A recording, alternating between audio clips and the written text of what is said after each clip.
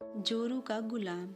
एक बार की बात है, बिरबल ने अकबर से कहा, मुझे लगता है कि ज़्यादातर पुरुष जोरू के गुलाम होते हैं और अपनी पत्नियों से डर कर रहते हैं। बिरबल की यह बात राजा को बिल्कुल भी पसंद न आई। उन्होंने इस बात का विरोध किया, पर बिरबल अपनी बात पर अड़ गई। उन्होंने राजा से कहा कि वे अपनी बात को साबित कर सकते हैं, मगर इसके लिए राजा को प्रजा के बीच एक आदेश जारी करवाना होगा। आदेश के अनुसार जिस पुरुष के अपनी पत्नी से डरने की बात सामने आएगी, उसे दरबार में एक मुर्गी जमा करानी होगी। राजा बिरबल की इस बात पर तैयार हो गई। अगले ही दिन प्रजा के बीच आदेश जारी कराया गया कि अगर यह बात साबित हो जाती है कि कोई पुरुष अपनी पत्नी से डरता है, तो उसे दरबार में आकर बिरबल के पास एक मुर्गी जमा करवानी होगी। फिर क्या था, देखते ही देखते बिरबल के पास मुर्गियों का ढेर लग गया और सैकड़ों मुर्गियां महल के बीच में घूमने लगी।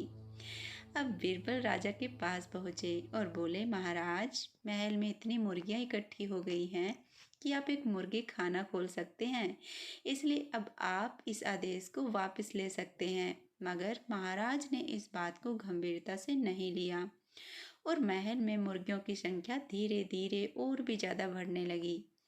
इतनी अधिक मुर्गियां महल में जमा हो जाने के बाद भी जब राजा अकबर बिरबल की बात से सहमत नहीं हुए, तो बिरबल ने अपनी बात साबित करने के लिए एक नया उपाय निकाला। एक दिन बिरबल राजा के पास गई और बोले, महाराज, मैंने सुना है कि पड़ोस के राज्य में एक बहुत ही सुंदर राजकुमारी रहती है।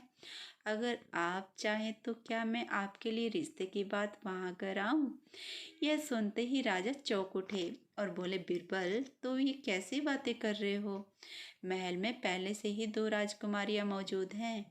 अगर उन्हें इस बात की भनक भी लगी तो मेरी खैर नहीं होगी। यह सुनकर बिरबल ने तपाक से जवाब दिया, चलिए महाराज, फिर तो आप भी मेरे पास 2 मुर्गियां जमा करा ही दीजिए। राजा बिरबल का ऐसा जवाब सुनकर शर्मा गए और उन्होंने अपना आदेश उसी वक्त वापस ले लिया। देखा दोस्तों, कैसे बिरबल ने अपनी चतुराई से अपनी बात को राजा अकबर के सामने साबित भी कर दिया और मनवा भी लिया।